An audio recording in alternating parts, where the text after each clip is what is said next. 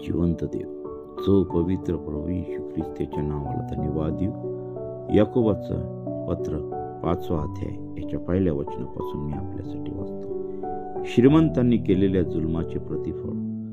अहो धनवानांनो, जे क्लेश तुम्हाला होणार आहे त्याविषयी रडू नकांत करा. तुमचे धन नासले आहे व तुमच्या वस्त्रांना कसर लागली आहे. तुमचे सोने व तुमचे रुपे यावर जंग चढला आहे. त्यांचा तो जंग तुम्हा विरुद्ध साक्ष होईल आणि तो अग्निप्रमाणे तुमचा देह खाईल. शेवटल्या दिवसासाठी तुम्ही धन साठवले आहे. पहा, ज्या कामकऱ्यांनी तुमची शेते कापली त्यांची तुम्ही अडकून ठेवलेली मजुरी ओरडत आहे आणि कापणी करणाऱ्यांचा आक्रोश सेनाधीश प्रभूच्या कानी गेला आहे. तुम्ही पृथ्वीवर चैनबाजी व विलास केला. वधाच्या दिवशी तुम्ही आपल्या मनाची तृप्ती केली. नीतिमानाला तुम्ही दोषी ठरवले, त्याचा घात केला, तो तुम्हास विरोध करीत नाही. वाचलेले वचन दे बाबा आशीर्वादित करो. आमेन. आपण प्रार्थना. हालेलुया. स्तुती धन्यवाद येशू देव बापा, तू पवित्र असा परमेश्वर आहे.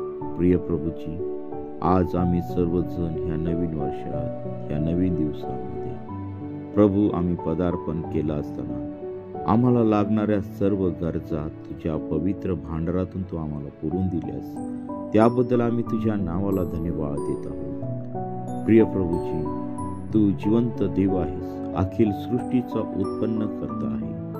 प्रिय प्रभू, आज आम्ही तुझ्या चरणाजवळ समर्पित होत आहोत. आमचं जीवन शुद्ध पवित्र राखण्यासाठी तू आम्हाला सहाय्य कर, मार्गदर्शन कर.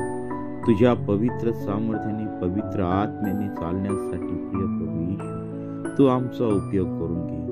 पित्या परमेश्वरा, तुझ्या सामर्थ्याने तू भर, तुझ्या अभिषेकाने तू भर. प्रभू, तुझी सेवा करण्याचे दार तू आमच्या प्रत्येकासाठी तू मोकळे कर. हे देवा, जे भयानक अशा आजारामध्ये ग्रसलेले आहेत त्यांना तू आपल्या खिळलेल्या हाताचा तू स्पर्श कर. जे अडचणीत आहेत त्यांच्या अडचणी दूर कर.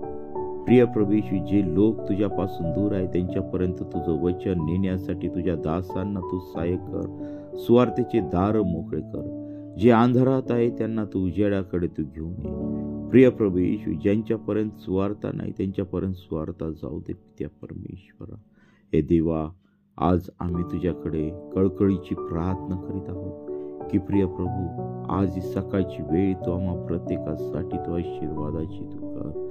प्रिय प्रभू येशू, जो कोणी व्यक्ती तुझ्यावरती विश्वास ठेवतो प्रभू, त्याचा नाश होऊ नये, तर प्रिय प्रभू तू त्याला सार्वकालिक जीवन दिलेलं आहे.